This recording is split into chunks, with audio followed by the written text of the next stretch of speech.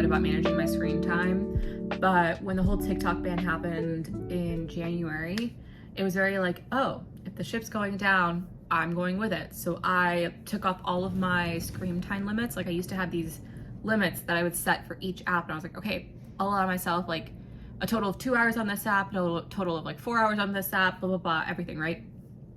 I removed all of those.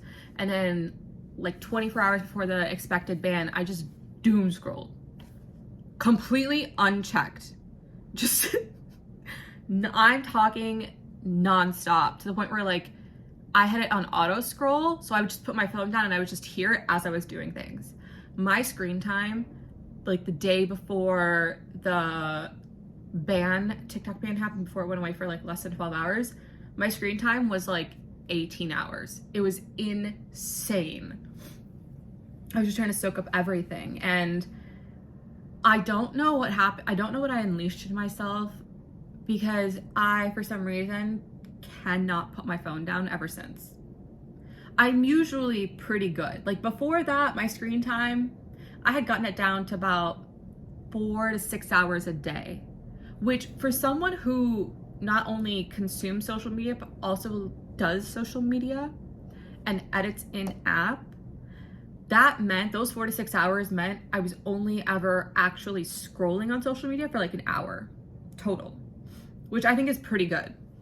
Really, really good actually. And now I'm starting to put these screen lists back on because we are into, what month is April now? And I still can't stop doom scrolling to the point where like I feel like it's affecting my productivity, which is crazy because I don't think I've ever had to actually do this challenge. Like I've always been pretty like, oh, I'm on my phone too much. Okay, put it down and then I have no problem and I can go on with my life. Now I feel like an addict. I can't put my phone down. When TikTok did get banned, my thumb, like I would close my phone and pick it up, my thumb muscle memory would go to the app and the app would be like, we're sorry, but TikTok is no longer available in your country or your region or whatever. And I'd be like, crap, close app, immediately click it again. Like I definitely fell into that trap of like just overconsumption digitally. And so I'm trying to break that now because I'm like, that's not healthy. Also, it really is the phone. Like it really, really is the phone, which is like the source of so many of our problems, because I also feel like I'm a little more unhappy, or I wouldn't say unhappy, but I'm a little bit more anxious. Yeah, I think that's the right word. In the past 3 months, because I'm just consuming so many different opinions and thoughts and energy that it's just like, my body's like, we don't know what to do with all of this. And so I just feel like I'm a lot more twitchy, like my legs, you know how you bounce your, like my legs are shaking a lot more, like my attention span is also diminishing, which is crazy. Because usually I could sit and like read a book for like 6 hours straight. Now I can't even get through one page. I'm like, I'm bored. I can't do this. So I'm trying to like improve, honestly, it's the attention span. I need to be able to like sit down and script write and like edit content and like do something without some sort of stimulus. Usually I like to have something in the background, which I was never like this pre-January. Like I could sit in dead silence and get stuff done. Now I need something to be yapping in my ear, which is okay. Like it's only been a few months, not like it's been like years, right? It's just a habit, like an ill-formed habit that can easily be course corrected. And I'm going to. I'm finally done with it. I'm gonna put in all my screen limits back in place today, and we're just gonna have to go with the flow on it. But it makes me realize like how much I'm very chronically online. I feel like I always have been. I just consume a lot. Like I'm an avid user of social media, which is why I really like being a part of it, because I really like it. You don't have to, I do, that's my opinion. So I just like, because I'm around it so much, I want to be invested in it as well. And I do really, really enjoy creating.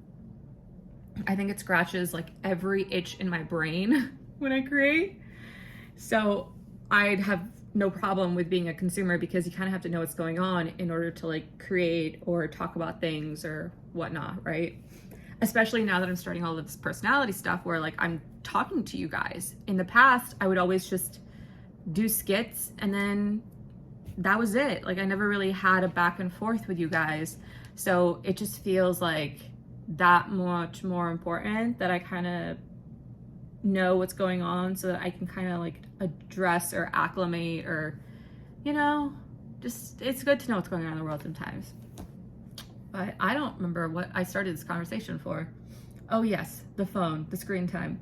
So my goal is to get my screen time back to like 4 to 6 hours a day, which again, that means like text messages, emails, everything, calendar, everything is within like 4 to 6 hours, which I use my phone for everything.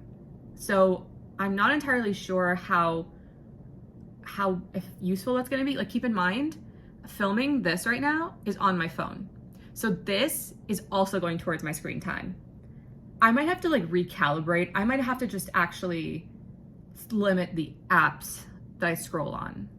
I think that'll be more effective because if I limit this to 4 to 6 hours, it's gonna like actually disrupt my productivity. I'll figure it out, but I just want to stop doom scrolling. Like that's the goal. And I know I can, it'll be a quick and easy fix. Yes, sir. But yeah, it was all that TikTok ban, right? Apparently the ban's like coming back around, like the 90 days are up. I think it's like, there's like companies that are, what's the word when you put in an offer? Bidding. That are bidding. I don't know, man. I'm like starting to get back into YouTube. Like watching, being a consumer of YouTube. And I gotta say, I missed this era. I did. I really did miss this era. I never like got too like where I would follow people religiously on YouTube, but I'm starting to be like, is this a revival? Is this happening again? I'm really happy for it to happen. I really like it over here actually. I feel like there's so much more thought and energy put into things, and you're seeing like a lot more of a curated version of someone, like, you know, something they've put time and energy into that they genuinely like.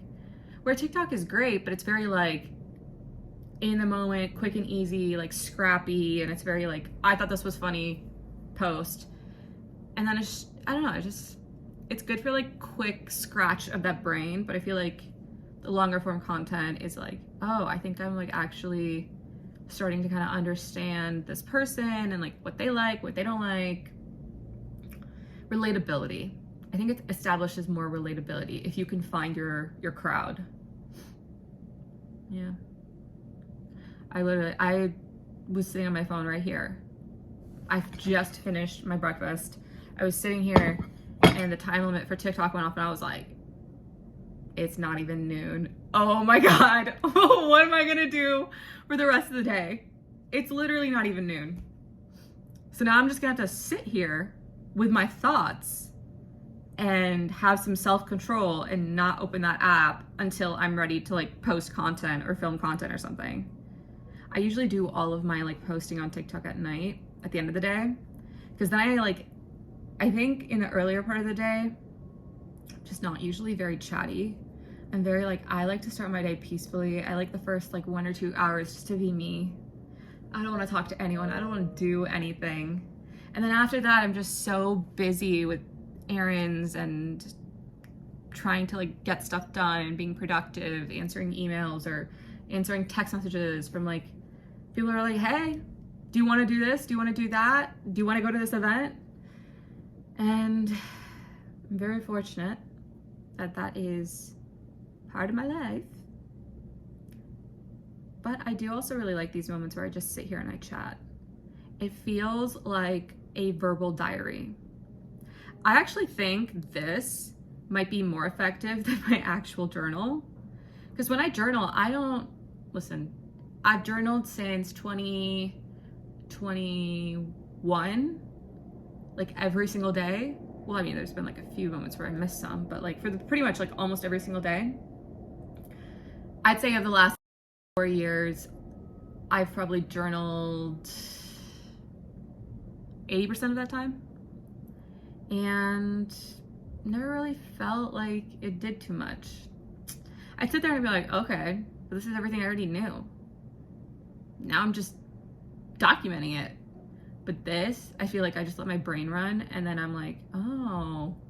Like the other night, I had that revelation where I was like, I'm afraid to see myself succeed, and I'm self-sabotaging. That, you don't even understand. I have thought about that almost like every other hour since that happened, where I was just sitting on the floor and I was like, I had that thought, and I was like, oh my gosh, that's literally what's happened. I'm literally afraid to see myself succeed. Because once when you like succeed in certain goals, there are changes that happen to life, or like advancements or maturity or whatever you want to call it. And I don't think I know that that's what's going to happen. And I think I'm scared of change. Yeah, absolutely. It's not, I am. I'm scared of like big changes. I think most people are. That's totally okay. But we're not going to think about it right now. The only change we're going to make is reducing screen time. That's our only goal for right now, which I think we can do. I think we will be just fine. All right. Toodles. Ew. Bye.